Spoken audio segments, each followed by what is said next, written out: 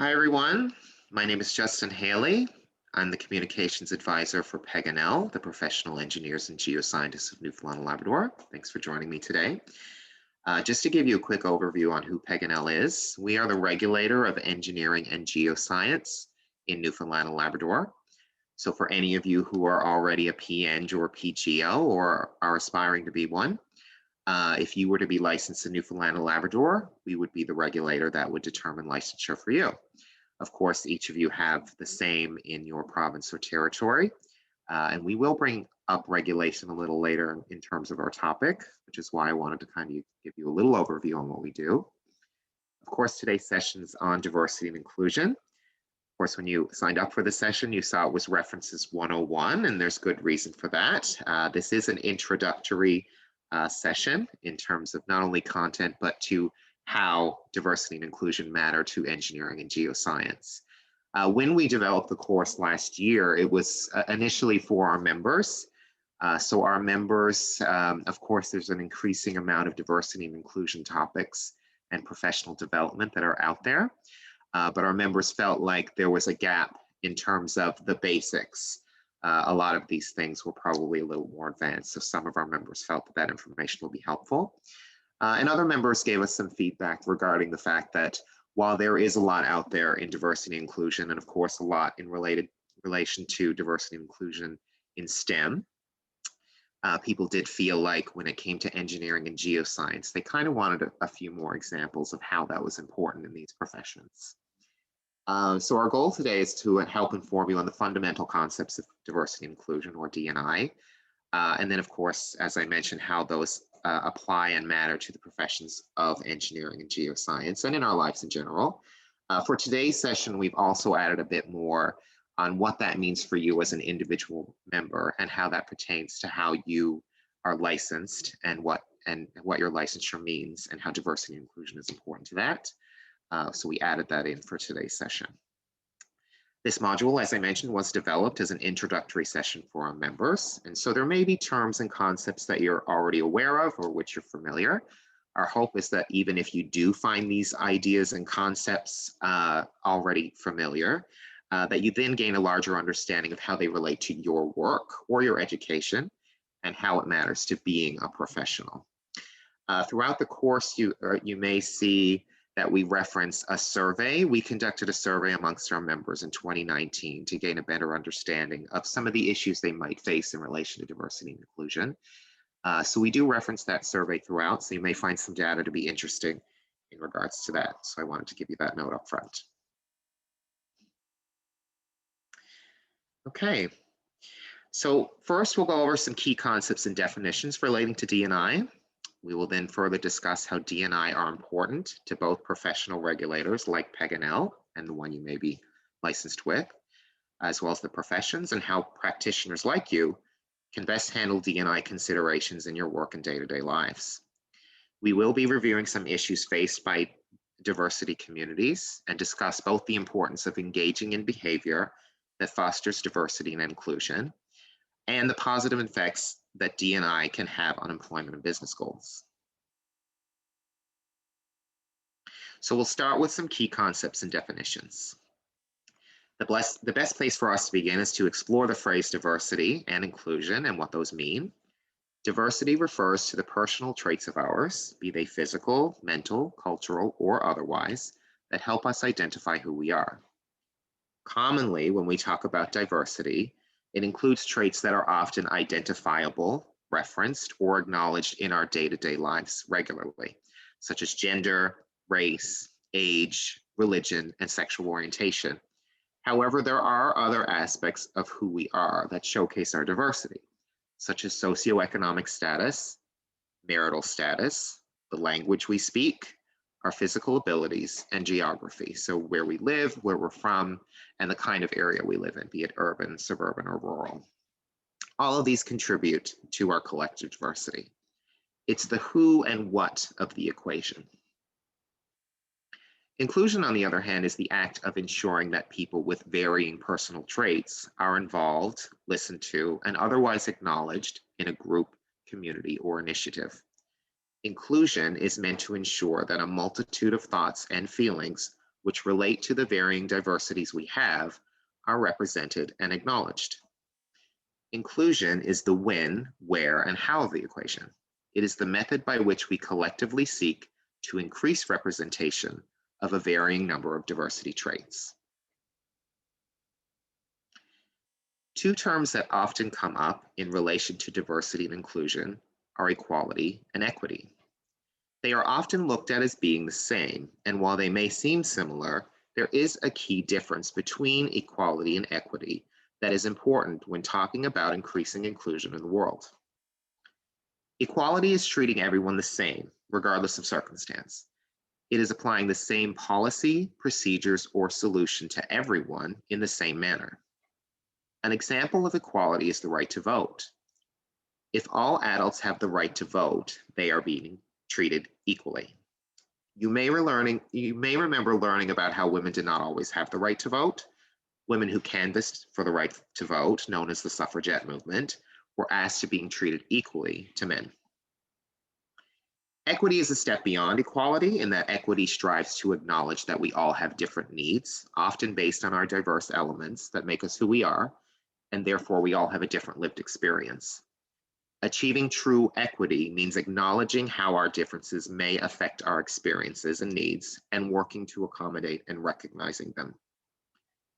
There may be times where being treated equally also satisfies the notion of being treated equitably, such as the example I gave earlier on women receiving the right to vote. Other times, though, equality does not fully justify or satisfy the needs of all.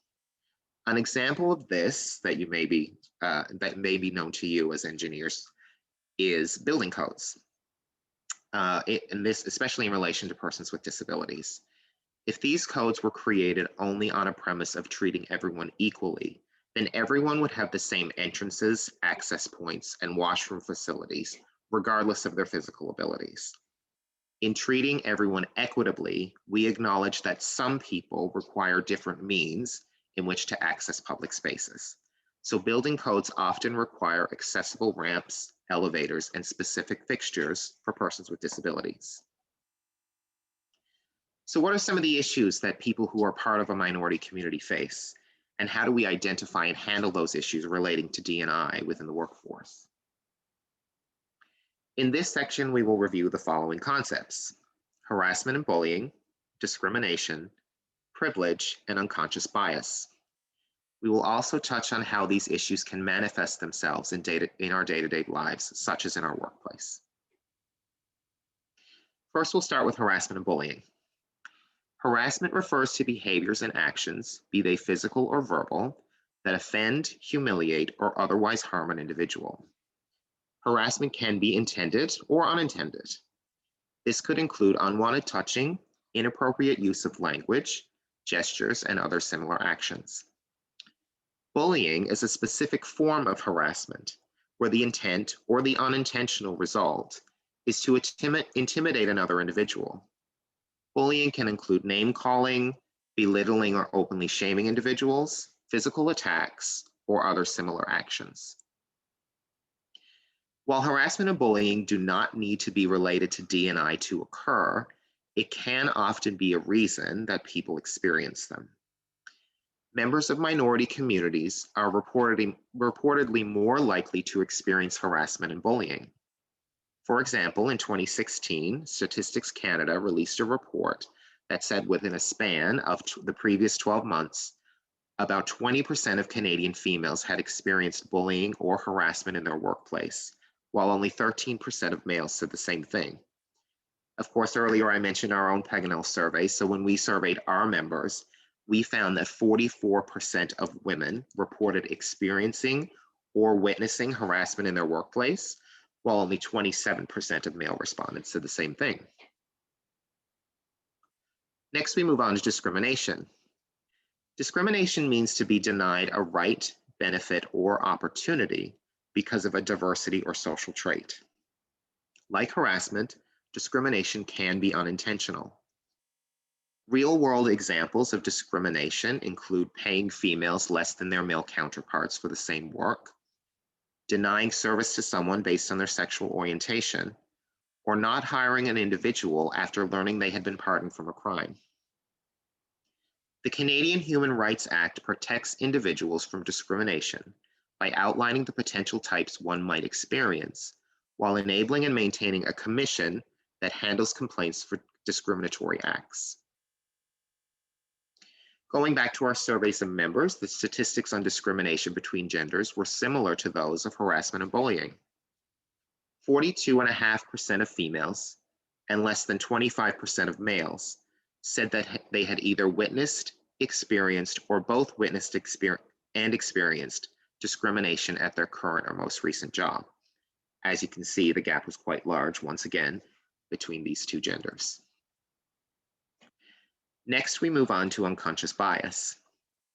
Unconscious bias occurs when an individual or group unknowingly makes assumptions or believes stereotypes about others based on their social and identifiable traits. Unconscious bias may cause us to make decisions about individuals simply based on what they look like, where they come from, or what their name is. Next, we move on to privilege. Privilege occurs when someone receives a benefit or avoids a detriment by nature of who they are. From a societal perspective, privilege exists when members of a specific community or personal attribute are treated in ways dissimilar to those who don't share that community or attribute. Privilege is often related to unconscious bias, as our collective unconscious biases can cause us to make decisions which allow for privilege to occur. For instance, think of what hand you use dominantly. People who are right-handed find it universally easier to buy products and navigate the world compared to their left-handed counterparts, as many of their surroundings are built for the majority of population of right-handers. In this case, right-handedness is a privilege. Privilege in these senses aren't earned. As a result, these privileges can be harmful to those who cannot avail of them and can cause inequality or inequity. So how do we handle these issues that we've discussed? In cases such as harassment, bullying, and discrimination, reporting the issue is important in both preventing and resolving them. The majority of workplaces have policies and structures regarding harassment, bullying, and discrimination.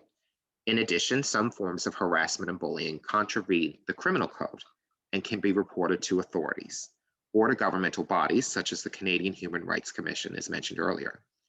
As license holders, as professionals, we will get into later, but most regulators across the country do have a disciplinary process, and sometimes D&I related issues can be brought forward based on that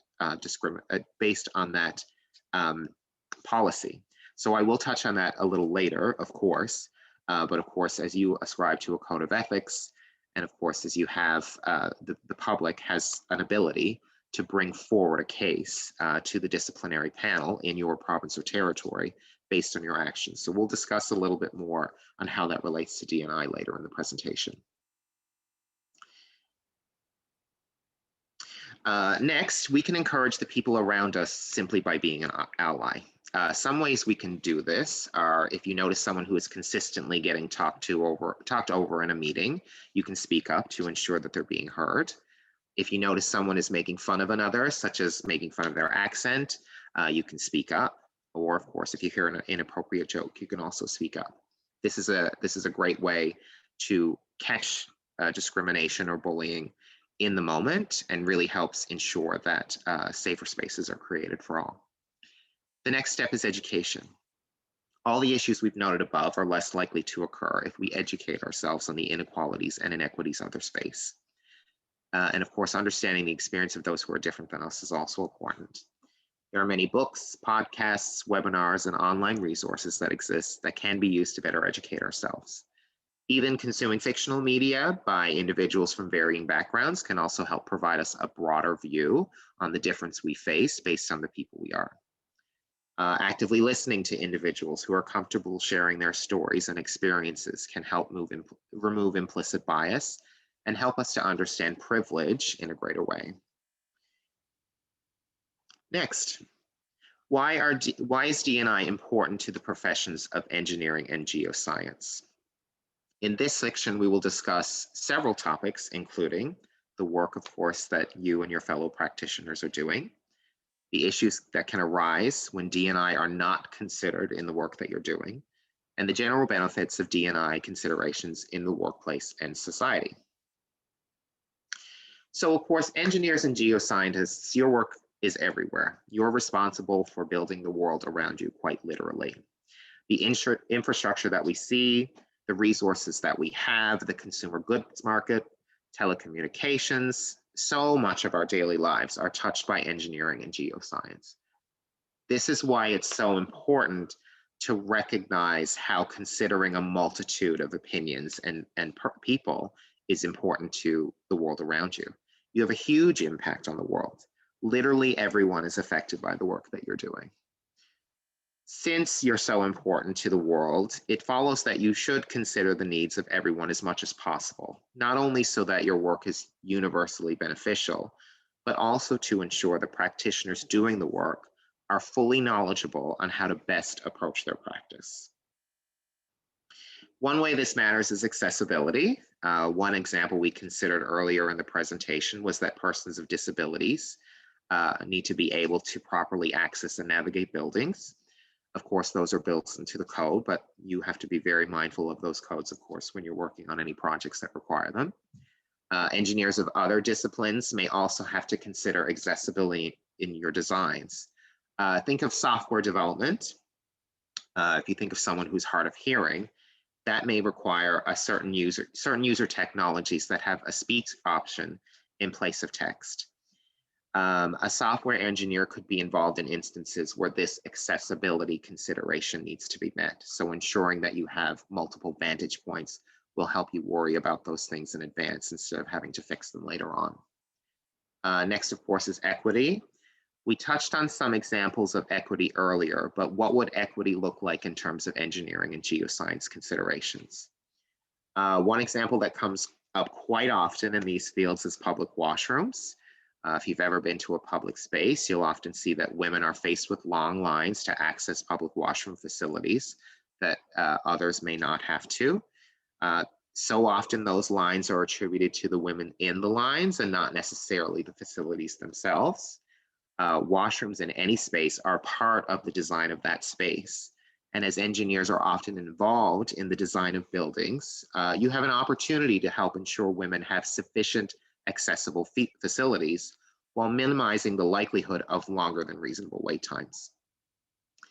Another way that D&I in the professions matter is through cultural and national sensitivities.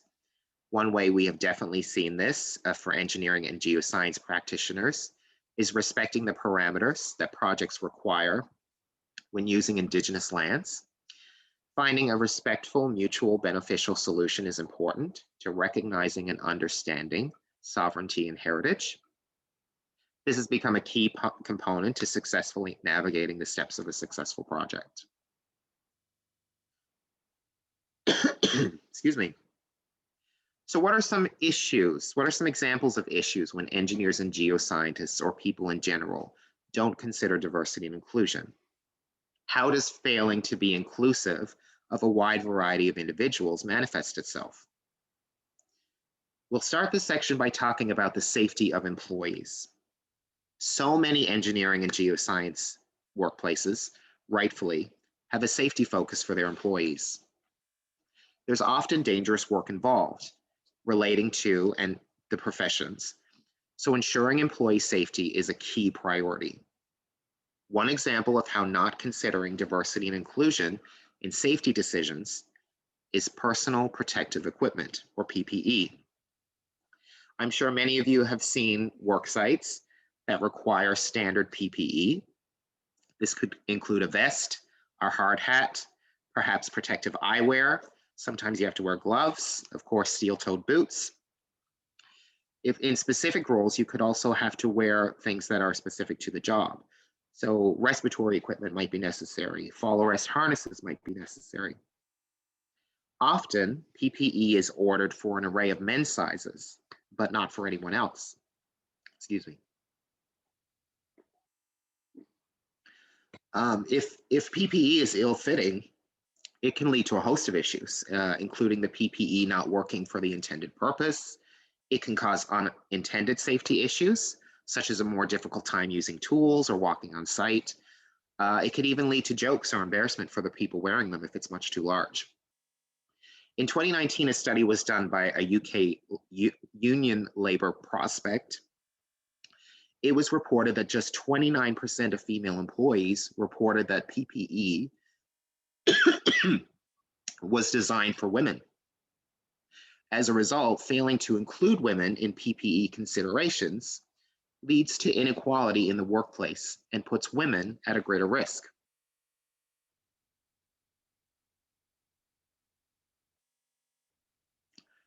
We'll now move on to the benefits of diversity and inclusion. As you can imagine by our previous discussions, the first benefit is cost and time savings.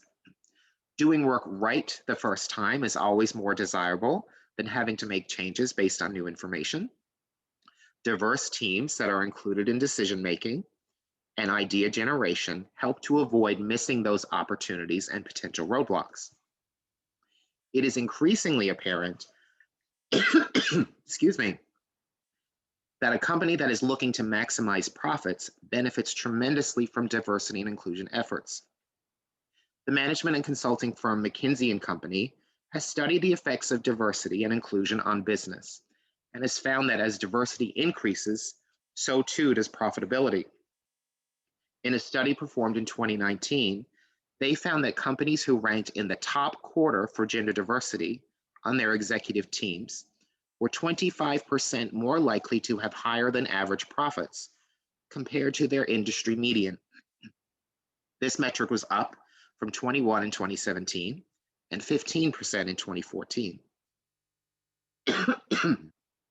In further analysis, they had determined that executive teams that were more ethnically diverse had an even larger correlation with increased profitability. Those companies ranking in the top 25% of ethnic diversity were 36% more likely to have higher than average profits. We all know that turnover of staff and clients can be costly to an organization. Recruitment for employees and marketing for customers can often be some of the costliest endeavors to undertake.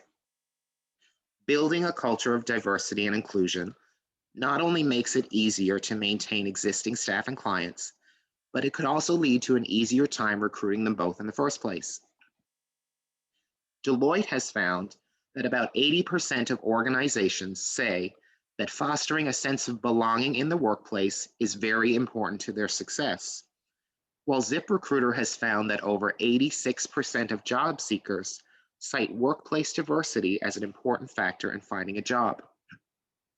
When focusing on clients, understanding the needs of diverse communities can help innovate the services provided and also help companies connect with those that they serve. Customers are diverse too, and a company that has unnecessary barriers for a seamless customer experience, such as misunderstanding their core needs or failing to have diverse management and outreach materials, run the risk of losing business. So now we will move on to diversity and inclusion in relation to the regulation of the professions. Of course, as I mentioned earlier, we at Paganel are a regulator, and there are regulators across the country in each province and territory for engineering and geoscience. All of you, of course, need to be licensed in order to practice. So it is important to regulators like Paganel that we get the diversity and inclusion piece right in relation to not only your practice, but into the public that we serve.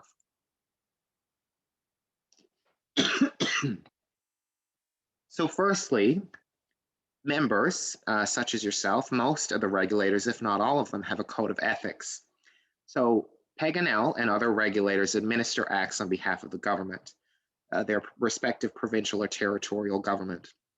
And those governments often mandate that there is a code of ethics that the organization or the regulator will write that all members have to abide by. Excuse me. So this code of ethics will ensure that you conduct yourself with professionalism, equity, and fairness, and hold the safety and the welfare of the public paramount. by acting within this code, it ensures that the professions that you work for, so of course engineering and geoscience, that you're considering the needs of everyone as you're doing your work. Quite often, of course, these organizations are also run by board of directors, which help shape the goals of the organizations. Increasingly, we're seeing across the country that these boards of directors are creating policies to ensure that the professions are diverse. We have that at Paganel. A shining example for that across the country is Manitoba. In the last couple of years, they've raised their member fees by $100 a piece, and that entire budget is specifically going to diversity and inclusion programming in that province. And as D&I becomes, as people become more aware of D&I and diversity and inclusion, the programming that comes up and the decisions that are made require an even clearer lens on diversity and inclusion. Also, we as a regulator are involved with working towards the future and sustainability of the professions. Most regulators would share that same sentiment. So most of the people who are licensing you would need to ensure that the professions are maintained on a regular basis. And of course, one way we do this is through the registration process, by which we adjudicate the skills of people to ensure that they can become members. But at the end of the day, if we need people in the professions in each of our provinces or territories, and we don't have anybody to regulate, then that becomes a problem. And of course, sustainability means ensuring that a multitude of people can work in these professions so that the professions will continue to grow and be safe for everyone involved. So the responsibilities of a regulator, I touched on this a bit earlier, programming. So of course, we're always doing more regards to diversity and inclusion. One such way that we've been doing this is through the 30 by 30 initiative. So Engineers Canada has started an initiative quite some time ago called the 30 by 30 initiative, whereby 30% of newly licensed individuals in engineering will be female by the year 2030. 30% isn't that high when you think of it overall. Certainly it hasn't reached a gender parity. But if you look at the numbers and if you look at who is typically licensed in engineering throughout these provinces, the number can be quite low overall. So all of the regulators across the country have signed on to the 30 by 30 initiative and have been working together to increase women in engineering throughout that program. Next is the discipline portion of who we are as a regulator. So Paganel and other regulators are mandated to have a disciplinary process. What that means is that a member of the public or a practitioner can come forward with a concern against a licensed member if they feel that they've contravened the code of ethics, which is why the code of ethics that I mentioned earlier is so important. So as part of the disciplinary process, we would consider diversity and inclusion to be ethical issues. Of course, they are ethical issues because it's making sure that everyone is included in the right way and everyone is looked after in the way that we should be in terms of the public. So if harassment or bullying has taken place, if discrimination has taken place, then someone who feels that that happened in relation to an engineer or geoscientist can bring that forward as part of our disciplinary process. So then from there, when that happens, there is a process by which a complaints committee will adjudicate the issue. Increasingly across the country, you're seeing regulators build language around diversity and inclusion to ensure that people are clear and aware of how diversity and inclusion matters in relation to the code of ethics. Some organizations, some of the regulators are building diversity and inclusion language into their code of ethics, while organizations like us are building guidelines that our practitioners can read and see and know that if a specific issue has taken place in relation to diversity and inclusion, that we would consider that something that could be brought up for discrimination. That's not necessarily to scare anybody or intimidate anybody or make anybody feel uncomfortable. It's just a matter of making it clear the diversity and inclusion issues that could cause issues later on. And it's making sure people are aware that this is important to the protection of the public. So of course, I mentioned our guidelines earlier, just when we were talking about discipline. So regulators like us create guidelines for a number of things that we expect licensed members to abide by and to keep in mind when they're working. And quite a few regulators across the country are beginning to develop clearer policies around diversity and inclusion as that happens. And then the other way is in registration, and this matters in terms of regulation of professions by ensuring that we as regulators are abiding by our own policies and living up to our own standards. So as part of the registration process, you submit your experience review, you submit your education, you would submit a resume and a multitude of other things. Also, as part of that process, you take part in a professional ethics exam. I'm sure many of you remember that exam if you're licensed yourselves. And so as regulators, we need to make sure that the elements of unconscious bias, the elements of discrimination aren't seeping in ways that we are just not aware of. So one way we're doing that is making sure that we remove names from resumes, for instance, and make sure that the candidate is being adjudicated based solely on their abilities and their experience, and not being unconsciously adjudicated based on anything else. So what might your professions be as a professional? So professional development, for instance, most of the regulators across the country require their members to take part in a professional development program. And many of them are increasingly including ethical and diversity and inclusion pieces in those programs.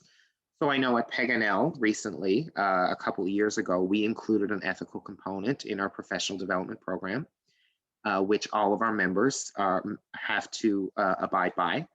And so each year, as part of their 80 hours of professional development that they have to receive, 2 of those have to be in the ethical component category. And within that category is diversity and inclusion. So as part of that, we developed a module, and we'll develop further modules. And also we promote diversity and inclusion and ethical professional development as much as we can. Increasingly with the regulators across the country, you are seeing that. So if you happen to be in consulting, and you might be, if you're in that industry, you might be licensed in multiple places, it might be a good idea to keep up not only on the code of ethics and the guidelines, but also how changes are being made to the professional development programs in each province, so that you can be fully aware that should there be something on ethics or diversity and inclusion pop up, that you can be aware of that before it comes time to actually file your PD. And of course, we touched on the disciplinary process. You know, as engineers and geoscientists being so important to the world, and the work that you're doing touching everyone, it is important that you are mindful of the fact that the provincial government acts and the territorial government acts do expect that you abide by a code of ethics, and that you and that a disciplinary process exists to ensure that everyone is on the up and up. And the same thing goes for doctors and lawyers and nurses. You would have seen these cases before. So as diversity and inclusion is an ethical issue, it is important to be mindful of those things as you're moving forward in your career. What initiatives does and will regulators do regarding D&I? Of course, we already talked about the 30 by 30 initiative. One of the many things that we're doing in relation to the 30 by 30 initiative is reaching out to school-age children, K to 12, and connecting them with women in engineering to ensure that they are aware not only of how prevalent females already are in the professions, but how accessible the STEM careers can be, and having a role model to kind of work with in that regard. I know at Paganel we have a diversity and inclusion committee, which is examining both internal and external initiatives to bolster D&I within the professions, and as well informing Paganel policy. This is pretty well universal across the country. You're seeing that come in a lot more with each of the regulators, as I mentioned Manitoba earlier, and their raise in fees. And the general sense is even Engineers Canada has worked that into their strategic plan. So they have a position at Engineers Canada that is specifically designed around diversity and inclusion. And that person conducts regular meetings and calls with people in different regulators to ensure that we're all working towards the same goal, not only by the 30 by 30, but also increasing diversity and inclusion across the board. Of course, I mentioned our survey. Our survey was completed by over 650 members, which is quite large for Newfoundland Labrador. And it helped us gain some insight into the members that our issues faced and the difference reported in workplaces of those of very diversity communities. Some of your regulators, some other regulators have since conducted those surveys as well, or have shared information around how that's important. So all that we regulators do tend to share information and share what works and what hasn't. So that information does tend to inform policy across the country. Okay, I know I threw a bit of information at you. I hope that this module provided some insight into diversity and inclusion, and also how that might affect you, not only as practitioners, but also how that relates to the professions of engineering and geoscience. I am going to open up to the floor if people have any questions or comments or concerns. At any time, you can unmute or you can ask in the chat box your question, and I'd be happy to answer it.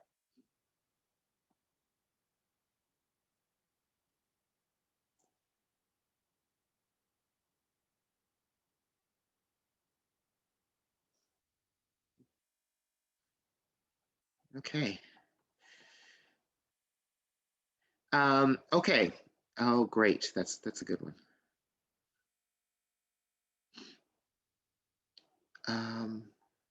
Caption now. Okay.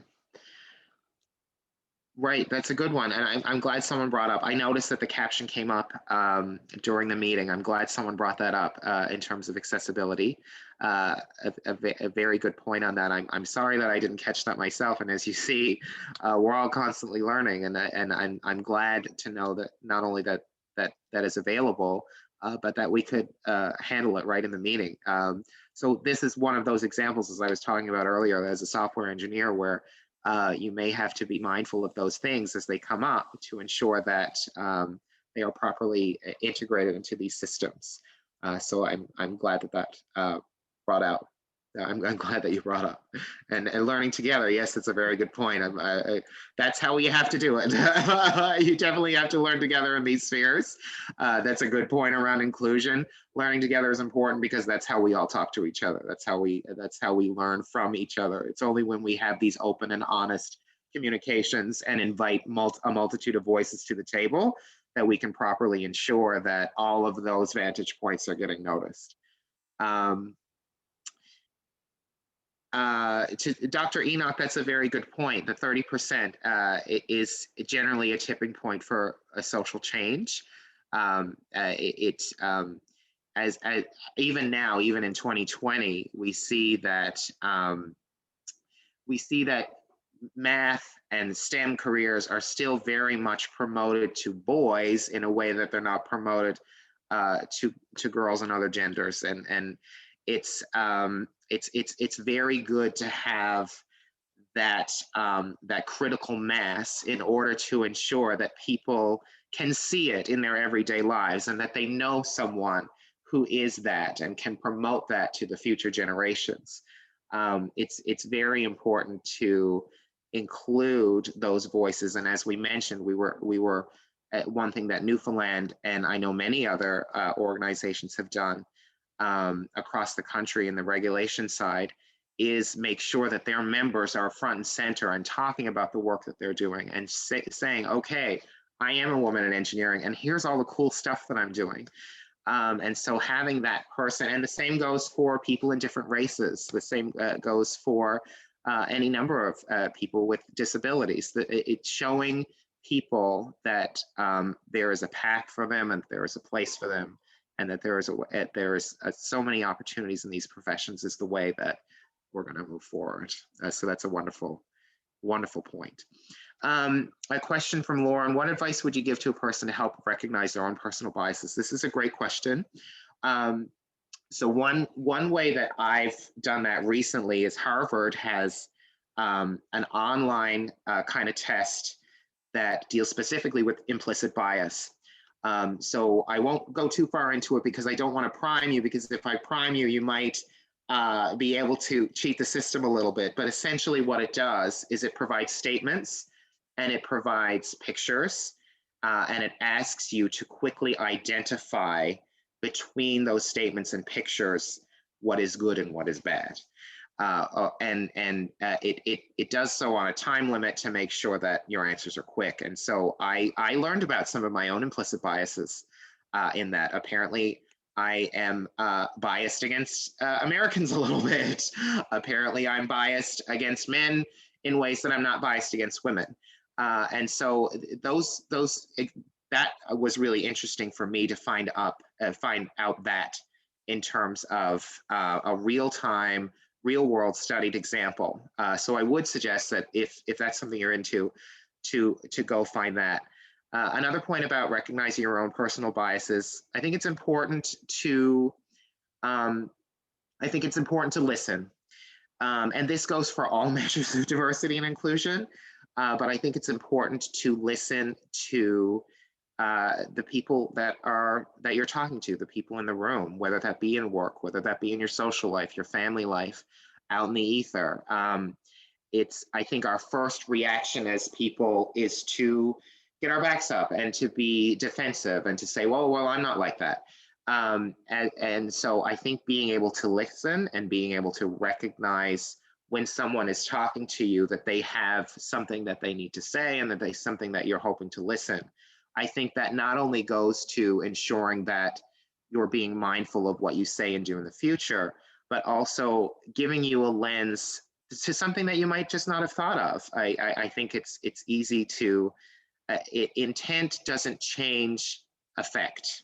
So even though you may not have intended to make someone feel a certain way, if they are responding to you in a certain way and you are showing that you're listening, I think that will help go a long way in recognizing personal bias in the future and showing that you're willing to be open to that. So a really great question.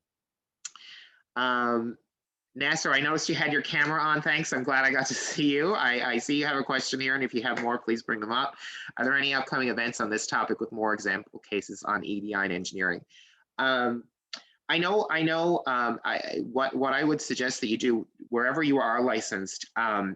Pretty much all of us release publications on upcoming professional development opportunities. And quite often there are diversity and inclusion ones that are in our sphere that we hear about that our members wouldn't necessarily hear about on the regular. So what I would suggest is seeing if your regulator or regulators have those and signing up for them and being mindful of those when they come in. This week I know is all about diversity and inclusion. I got the lucky chance to go first. Some events I know are a bit different, and I know Sarah has already shared this with us. Thank you, Sarah. But I know there's a great panel, I believe, later on this afternoon. And I would also encourage you to look to different organizations that deal specifically in the diversity sphere. So the CCDI, the Canadian Centre for Diversity and Inclusion, runs a lot of great sessions, and occasionally they are related to STEM and engineering and geoscience. Also, of course, I've mentioned the regulators, but any of your professional organizations. So here in Newfoundland, we have the Newfoundland Engineering, so they're called NIA, and there's another one called NOIA. And so one is related to information technology, one is related to oil and gas, but they tend to run their own specific to their subsets of engineering. So it's a good idea to reach out to those. And also, I know I'm throwing a lot of things at you, but WINSET, WISE, Women in Engineering, Women in Science and Engineering have local chapters across the country. So if you look at those organizations, you'll often find that they will include local engineers and local geoscientists in their programming. So I knew I threw a lot at you. Also check the Engineers Canada website. They will often have some great links as well. Okay. Were there any other questions or comments that people would like to? I hope I didn't miss any in the chat.